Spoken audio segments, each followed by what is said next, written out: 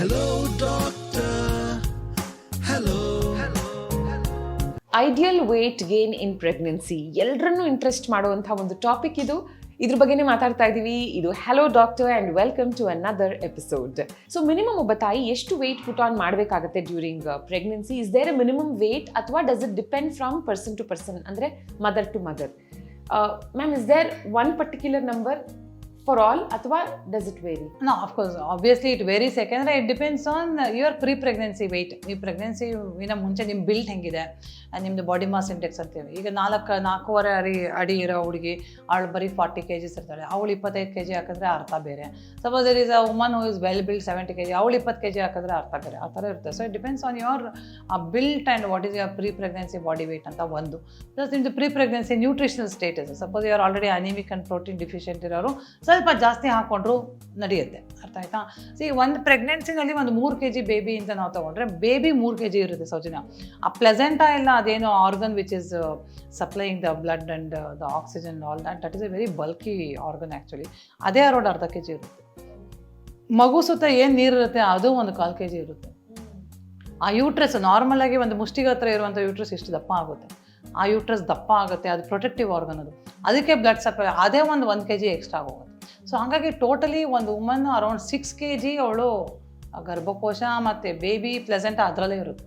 So ಹಾಗಾಗಿ delivery ಆದ ತಕ್ಷಣ ಇಮಿಡಿಯೇಟಾಗಿ 4-5 kg ಕಡಿಮೆ ಆಗೋಯ್ತು ಅನ್ನೋದು, because uterus will shrink and slowly it will come back to normal.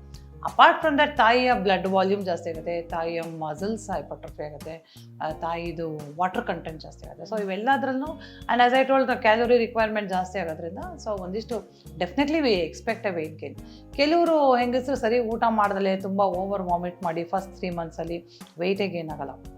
First 2-3 monthsಲ್ಲಿ 1 kg 2 kg ವೆಯ್ಟ್ ಲಾಸ್ ಆದರೆ we reassure them it's okay, ಏನಂತ ಭಯ ಬೀಳ್ಬೇಡಿ, 1 kg ಅಷ್ಟೇ ತಾನೆ, ಆಮೇಲೆ ಕಾಂಪೆನ್ಸೇಟ್ ಆಗುತ್ತೆ ಅಂತ. ಬಟ್ ಇವಾಗ suppose there is a woman of 50 kg and if she loses 5 kgs, that is almost 10% of it, that is not good. ಆವಾಗ ಮಗು ಚಿಕ್ಕದಾಗೋದಿಲ್ಲ, ಸ್ಮಾಲ್ ಫಾರ್ ಜಸ್ಟೇಷನಲ್ IUGR ಸಾಧ್ಯತೆ ಜಾಸ್ತಿ ಇರುತ್ತೆ, ಪ್ರಿಟರ್ಮ್ ಲೇಬರ್ ಸಾಧ್ಯತೆ ಇರುತ್ತೆ. So 1 or 2 kgs is okay in the first 3 months. First 3 months ಆದಮೇಲೆ ಯಾವಾಗ ನಾಸಿಯಾ ವಾಮಿಟಿಂಗ್ ಕಡಿಮೆ ಆಗುತ್ತೆ, they start eating well, then we expect a weight gain. So average around 60 kg ವುಮನ್ಗೆ ಪ್ರೆಗ್ನೆನ್ಸಿ ಸ್ಟಾರ್ಟ್ ಮಾಡೋದು 60 kg ಇದ್ದರೆ around 12 to 14 kgs weight gain is accept. Gradual ಆಗುತ್ತೆ. So first 3 monthsಲ್ಲಿ 1 kg 2 kg ಆಗಬಹುದು depending on their vomiting. ಆಮೇಲೆ gradual next 3 monthsಲ್ಲಿ 3-4 kg ಆಗುತ್ತೆ. Last 3 monthsಲ್ಲಿ 3-4 kgs ಆಗ್ಬೋದು. ಸೊ ಹಾಗಾಗಿ every month 1 to 2 kg is okay for us, it's expected for us. ಯಾರಿಗೆ ನಾವು ನೀವು ಈ ಥರ ವೆಯ್ಟ್ ಗೇನ್ ಆಗಬೇಡಿ, ಪರವಾಗಿಲ್ಲ ನೀವು ಹಿಂಗೆ ಇದ್ರೂ ಓಕೆ ಅನ್ನೋದು, ಓವರ್ ವೇಟ್ ಆಲ್ರೆಡಿ ಒಬೇಸ್ ಇರ್ತಾರೆ, ಅವ್ರು 80-90-100 kg ಇರ್ತಾರೆ, ಅವ್ರಿಗೆ ನಾವು ಸ್ವಲ್ಪ ಕ್ಯಾಲೋರಿನ ಇಂಪಾರ್ಟೆಂಟ್ ಫುಡ್ ತೊಗೊತಿರ್ತೀವಿ. ಕ್ಯಾಲೋರಿ ಕಡಿಮೆ ಮಾಡಲ್ಲ, ಸ್ವಲ್ಪ ಕಾರ್ಬೋಹೈಡ್ರೇಟ್ಸ್ ಕಡಿಮೆ ಮಾಡಿ, ಪ್ರೋಟೀನ್ಸ್ ಜಾಸ್ತಿ ಮಾಡಿ, ವಿಟಮಿನ್ಸ್ ಜಾಸ್ತಿ ಮಾಡಿ ಅಂತೀವಲ್ಲ, ಅವ್ರು ನಮ್ಗೆ 5 kg ಸಣ್ಣ ಆದರೂ 5 kg ದಪ್ಪ ಆದರೂ ಓಕೆ. ಪ್ಲಸ್ ಡಯಾಬಿಟಿಸ್ ಇರುತ್ತೆ, ಜೆಸ್ಟೇಷನಲ್ ಡಯಾಬಿಟಿಸ್ ಇರುತ್ತೆ, ಕೆಲವರಿಗೆ ಮೊದಲೇ ಡಯಾಬಿಟಿಸ್ ಇರುತ್ತೆ, ಅವ್ರಿಗೂ we don't want too much of weight gain. ಅವ್ರಿಗೆ it's okay not to gain weight. ಯಾರಿಗೆ ಡಯಾಬಿಟಿಕ್ಸ್ಗೆ ಮತ್ತು ಒಬೇಸಿಟಿ ಇರೋರಿಗೆ it is okay not to gain weight. Whereas ಈ good weight gain we expect in twins.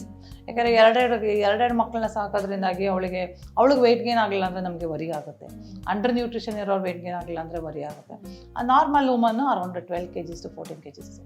Okay, but ಇವಾಗ ನೀವು ಹೇಳಿದ್ರಿ ಕೆಲವು ಸಿಂಪ್ಟಮ್ಸ್ಗೆ ಲೈಕ್ ಡಯಾಬಿಟಿಸ್ ಇದ್ದರೆ 5 kilos ವೆಯ್ಟ್ ಗೇನ್ ಆದರೂ ಸಾಕು ಅಂತ. ಅಂಥವ್ರು ಡೆಲಿವರ್ ಮಾಡೋ ಮಗು ಎಲ್ಲ ನ್ಯೂಟ್ರಿಷನ್ ತೊಗೊಂಡು ಅದು ಹೆಲ್ದಿಯಾಗಿ ಒಳ್ಳೆ ವೆಯ್ಟಲ್ಲೇ ಇರುತ್ತೆ ಮ್ಯಾಮ್? ಖಂಡಿತ ಇರುತ್ತೆ. ಯಾಕೆಂದರೆ ಅದಕ್ಕೆ ಆಲ್ರೆಡಿ ಶುಗರ್ ಎಕ್ಸ್ಟ್ರಾ ಇರುತ್ತೆ, ತಾಯಿ ಶುಗರು, ಪ್ಲಸ್ ನಾವು ಅವಳಿಗೆ ಪ್ರೋಟೀನ್ಸ್ ಜಾಸ್ತಿ ಕೊಡ್ತೀವಿ. ಡಯಾಬಿಟಿಕ್ಸ್ಗೆ ನಾವು normally carbohydrates it will constitute around 50-60% of our diet ಅಲ್ವಾ. ಡಯಾಬಿಟಿಕ್ಸ್ಗೆ ಏನು ಮಾಡ್ತೀವಿ, ಕಾರ್ಬೋಹೈಡ್ರೇಟ್ಸ್ನ ಕಡಿಮೆ ಮಾಡ್ತೀವಿ, 40%-45% ಮಾಡಿ ಪ್ರೋಟೀನ್ಸ್ ಜಾಸ್ತಿ ಮಾಡ್ತೀವಿ. ಪ್ರೋಟೀನ್ಸು, ವಿಟಮಿನ್ಸು ಮತ್ತು ಎಸೆನ್ಷಿಯಲ್ ಫ್ಯಾಟ್ಸ್ ಜಾಸ್ತಿ ಮಾಡೋದ್ರಿಂದ ಆ ಮಗುಗೇನು ಕಾಂಪ್ರಮೈಸ್ ಆಗಲ್ಲ.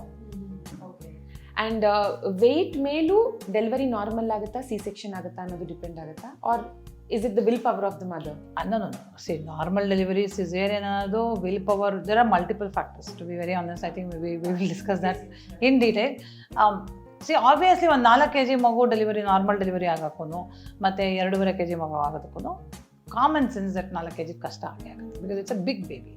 Head will be big, shoulders ದಪ್ಪ ಆಗಿಬಿಡುತ್ತೆ. ಈಗ ನಾವು ಜಾಸ್ತಿ ತಿಂದರೆ ಏನಾಗುತ್ತೆ, ನಮ್ಮ ಹೊಟ್ಟೆ ದಪ್ಪ ಆಗುತ್ತೆ, ಸೊ ಮಗುದು ಅಬ್ಡಮನ್ ದಪ್ಪ ಆಗುತ್ತೆ, ಮಗು ಶೋಲ್ಡರ್ ಪ್ಯಾಟ್ಸ್ ಅಂತ ಹೇಳ್ತೀವಿ, ಇಂಥ ಕಡೆ ಎಲ್ಲನೂ ಫ್ಯಾಟ್ ಜಾಸ್ತಿ ಆಗುತ್ತೆ, ಪರ್ಟಿಕ್ಯುಲರ್ ಡಯಾಬಿಟಿಕ್ ಮದರ್ಸ್. ಸೊ ಅಂಥವ್ರಿಗೆ ಮಗು ತಲೆ ಆಚೆ ಬಂದುಬಿಟ್ಟು ಶೋಲ್ಡರ್ಸ್ ಬರೋದಿಲ್ಲ. That is a very catastrophic condition called shoulder dystocia ಅಂತ ಹೇಳ್ತೀವಿ. ಮಗು ತಲೆ ಬಂದುಬಿಡುತ್ತೆ, ಶೋಲ್ಡರ್ ಬರಲ್ಲ, ಆವಾಗ ಭಾಳ ಕ್ರೈಸಿಸ್ ಆಬ್ಸ್ಟೆಟ್ರಿಷಿಯನ್ಸ್ಗೆ. It is a nightmare. ಆವಾಗ ನಾವು ಬೇರೆ ಕೆಲವೊಂದು ಮ್ಯಾನುವರ್ಸ್ ಮಾಡಿ ಶೋಲ್ಡರ್ನ ತಿರುಗಿಸಿ ಮಾಡಿ ಎಳೆಯೋಕ್ಕೆ ಟ್ರೈ ಮಾಡ್ತೀವಿ. ಆವಾಗ ಎಳೆಯುವಾಗ ಈ ನೆಕ್ ಏನು ಸ್ಟ್ರೆಚ್ ಆಗುತ್ತೆ, ಅದರಿಂದ ಕೆಲವು ಮಕ್ಕಳಿಗೆ ಪರ್ಮನೆಂಟ್ ಹ್ಯಾಂಡಿಕ್ಯಾಪ್ ಆಗೋ ಸಾಧ್ಯತೆ ಇರುತ್ತೆ.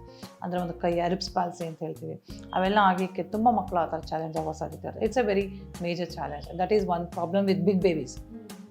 ಮತ್ತು ಕೆಲವೊಂದು ಬಿಗ್ ಬೇಬೀಸು ಆಚೆ ಬರಲ್ಲ ಅಂದ್ಬಿಟ್ಟು ನಾವು ಫಾರ್ಸೆಪ್ಸ್ ಹಾಕ್ಬೋದು, ವ್ಯಾಕ್ಯೂಮ್ ಹಾಕ್ಬೋದು, ಇನ್ಸ್ಟ್ರೂಮೆಂಟಲ್ ಡೆಲಿವರಿ ಜಾಸ್ತಿ ಆಗುತ್ತೆ.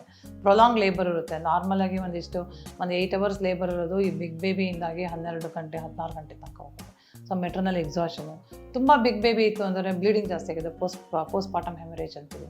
So over all it is not easy. It has got its own complication. So ನಮಗೆ ಐಡಿಯಲ್ ವೆಯ್ಟ್ 2.5 to 3.5 ಏನು ಮಗುವಿಗೆ ಬೇಕು ಅಷ್ಟು ನಮಗೆ ಅಚೀವ್ ಆದರೆ ಸಾಕು. ಓವರ್ ವೇಟ್ ಮತ್ತು ಇವ್ರು ತುಂಬ ದಪ್ಪ ಆಯಿತು, ಸಪೋಸ್ ಈಗ ನೀನು ತುಂಬ ಓವರ್ ವೇಟ್ ಗೇನ್ ಆಯಿತು ಅಂದರೆ ಈ ಹುಡುಗಿ ನಡೆಯುವಾಗ ಬ್ಯಾಲೆನ್ಸ್ ತಪ್ಪೋದು, ಸೆಂಟ್ರ್ ಆಫ್ ಗ್ರಾವಿಟಿ ಶಿಫ್ಟ್ ಆಗುತ್ತೆ. ಈಗ ನೀನು ಸ್ಟ್ರೈಟಾಗಿ ನಿಂತ್ಕೊಳ್ಳೋಳಿಗೆ ಮುಂದೆ ಒಂದು 5-6 kg ಮುಂದೆ ಹೆಂಗೆ ಕೊಟ್ಟರೆ ನೀನು ಹಿಂದೆ ಬಗ್ಗತನ ಆಗುತ್ತೆ. So centre of gravity will shift.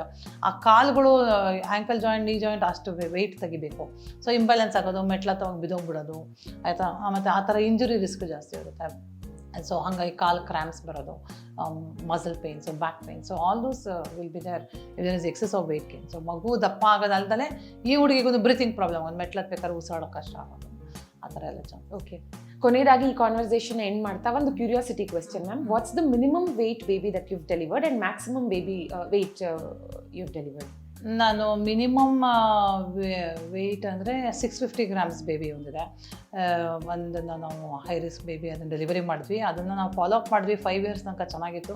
ಅದಾದಮೇಲೆ I am not in touch with the patient. But ಒಂದು 800 ಗ್ರಾಮರ್ ಬೇಬಿ ಒಂದಿದೆ, ಅದೊಂದು ಮಿರಕಲ್ ಬೇಬಿ. ಅದು ಮಾನ್ಯ ಅಂತ, ಅವಳಿಗೆ ಇಂಜಿನಿಯರಿಂಗ್ ಓದ್ತಾ ಇದ್ದಾಳೆ, 2nd year, a very smart girl. Maximum weight I think 4.25 kg. ಯಾವುದೋ ಒಂಥರ ನಾರ್ಮಲ್ ಡೆಲಿವರಿನೇ ಮಾಡಿದ್ದು. We knew it was a big baby, but 4.25 ಬಂದಾಗ ನಮಗೂ ಸ್ವಲ್ಪ ಸರ್ಪ್ರೈಸ್ ಆಯಿತು. Oh my God. Okay, so thank you for watching ಈ ಎಪಿಸೋಡ್. ಈ ಥರ ನಿಮ್ಮ ಕ್ಯೂರಿಯಾಸಿಟಿನಲ್ಲಿ ಬಂದಿರುವಂಥ ಕ್ವೆಶ್ಚನ್ಸು ಕೇಳಬಹುದು ಬೇಕಾದರೆ, ಅಥವಾ any information that you want from doctor Chandrika Anand comment ಸೆಕ್ಷನಲ್ಲಿ ಪೋಸ್ಟ್ ಮಾಡಿ. Thank you for watching. Hello, doctor. Hello. Hello Doctor with Dr. Chandrika Anand. Hello, doctor.